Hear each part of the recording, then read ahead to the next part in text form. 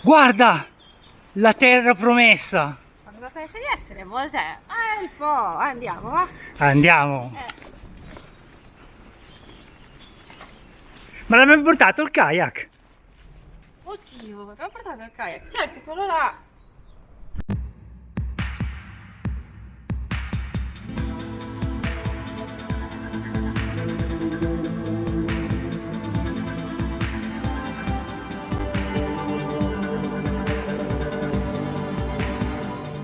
Buongiorno dai due in cammino E in kayak. e in kayak. Dove siamo? Oggi siamo sul po', ok? Ok, di là c'è San Martino Siccomario e di là c'è Bressana Bottarone.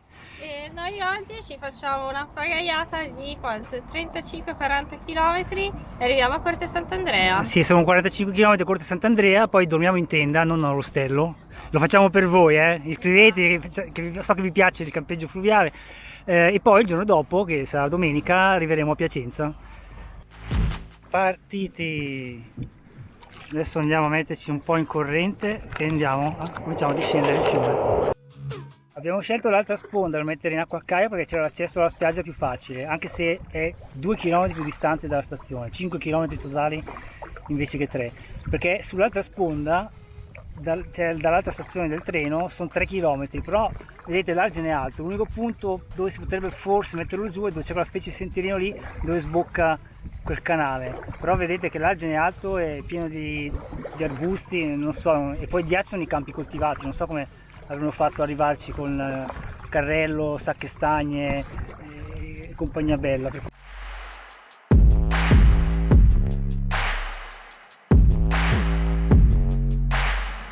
Le spiagge per ora sono vuote, però magari più avanti ci troviamo qualcuno sulle spiagge. In Dai. realtà ci sono i pennuti. Vabbè, i pennuti, parlavo di presenza umana. Non so se lo vedete, ma lì noi c'è il santuario del Novello, che è un santuario costruito da una famiglia del luogo, mi sembra nel 1500, per proteggere il territorio dalle piene del fiume. Noi l'abbiamo visto quando abbiamo fatto a piedi l'anello del Siccomario. Allora, il Siccomario è tutta la fertile piana alluvionale che è compresa tra il Ticino e il Po, per cui è di forma più o meno triangolare e deve il suo nome, si pensa, a un possidente terriero antecedente all'anno 1000, perché è stato trovato un testamento in cui questo Sige Marius lasciava dei terreni giusto qui a una chiesa di Pavia che adesso non esiste neanche più. E abbiamo fatto l'anello del Siccomario a piedi, partendo e tornando a Pavia. Lo trovate sul nostro canale, lasceremo il link qui sotto in descrizione. Questa è la foresta tra i due fiumi, come viene chiamata, perché quello là davanti a noi è il ponte della Becca.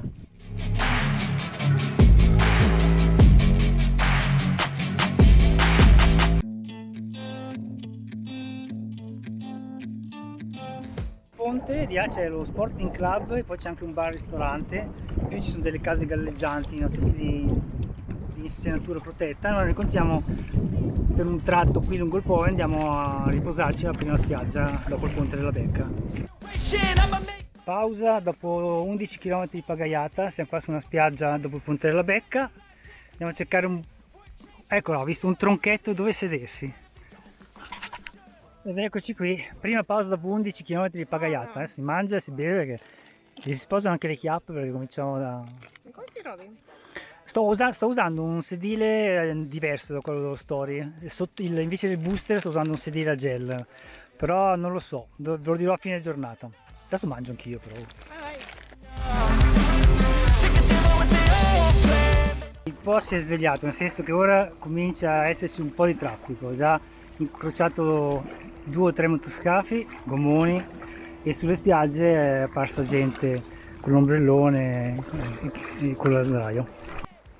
Cormorani! Giulia pensava fossero pinguini, ha detto. Tipici pinguini del Po. Qui guarda che bella, la sponda è tutta rosa, pian piano quella finirà tutta in acqua. Google Maps, questo è indicato come affioramento della massicciata dell'Appennino. Questo è quello più avanti che vedete là. Non lo so se sia vero o cosa... Boh, giudicate voi. Cioè, le colline piacentine sono quelle là, che fanno parte dell'Appennino. Vuol dire che l'hanno analizzato ed è lo stesso tipo di roccia che c'è sull'Appennino, penso. Non lo so, se qualcuno sa se lo scriva qui sotto nei commenti. Questo è l'avamposto sul grande fiume, dovrebbe essere un ristorante, e quello là è il ponte di Spessa. Questo è il sabbione di Spessa. Noi dopo 1 chilometro dopo il ponte di Spessa dovrebbe esserci la foce dell'Olona e poi c'è un bar, magari ci fermiamo lì per mangiare, non so, vedremo.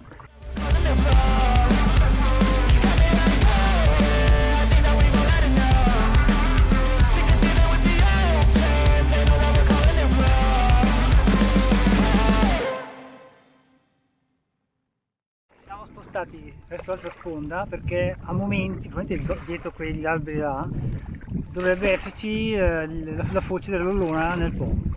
Vediamo.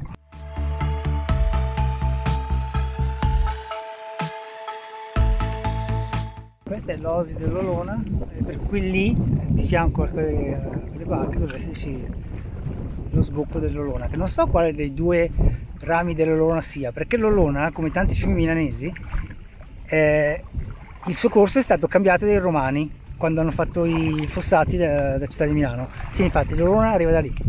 No, non stiamo a risalirlo perché è abbastanza stretto. Qui si può venire a fare aperitivo e mangiare panini e piadine, quello che so. E per cui è l'Olona che arriva giù da qui. Non so se è quello da Milano o quello che parte un po' sotto da Milano. Quello dentro Milano poi è tombato.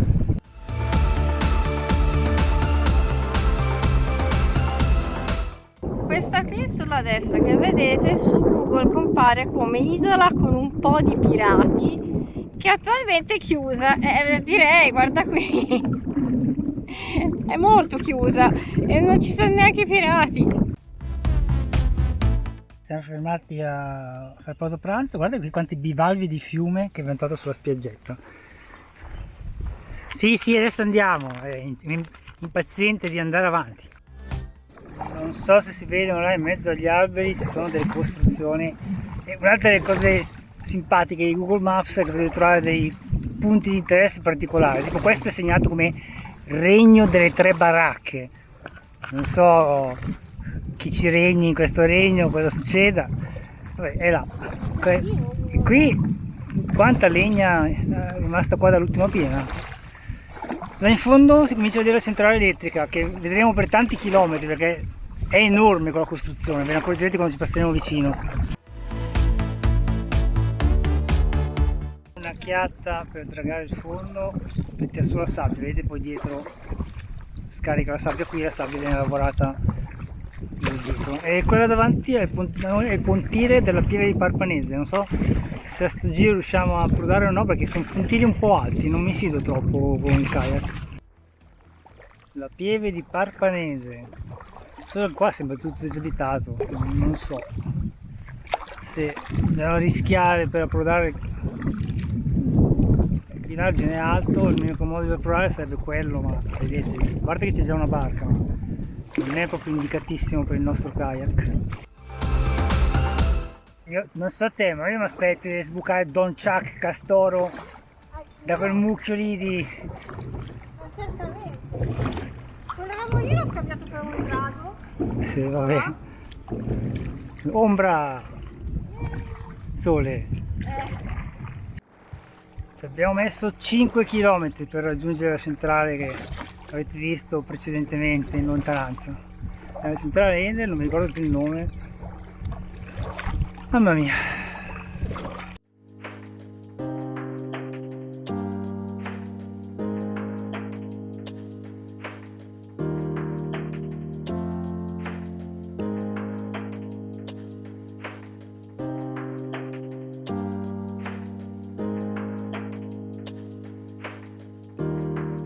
Altra pausa per sgranchirci le chiappe, diciamolo, davanti alla centrale. 15 km alla fine pagaiata di oggi, saranno 46 km fino a Corte Sant'Andrea. Siamo in mezzo al nulla, sul Po solo io, Giulia, il nostro kayak e le nostre gambe che sfrigolano nonostante la crema protezione 50. Guardate che colore, 100. Come 100? E dove l'hai trovata la crema protezione 100? Madonna mia, e sono conciate così? Boia di... Ho notato tante costruzioni su palafitte, si vede che qui lo prendono sul serio le piene del fiume.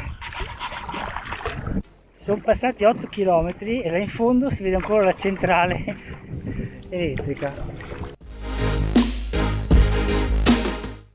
Ed ecco a voi una teoria di alberi che hanno sete, perché se no non mi spiego perché sono cascati. Mancano quanti chilometri? 7 km a Corte Sant'Andrea. A Corte Sant'Andrea, e adesso almeno la mia percezione del caldo è un pochino diminuita e adesso si sta proprio bene. Oh, che bello. Sai cos'è che manca? Cosa? Una berretta. Magari fra 3 km c'è un bar. Vediamo, vi faremo sapere.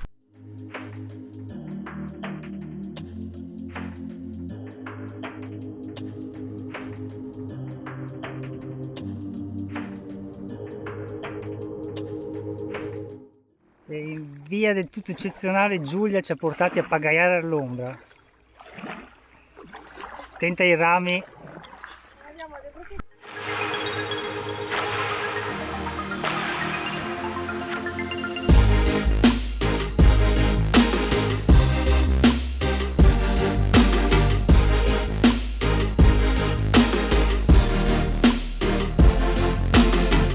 Dopo la birra, ora dobbiamo rientrare nel kayak senza capotarci, slegarlo e andare in quella direzione. Ce la faremo? Lo scoprirete nel video.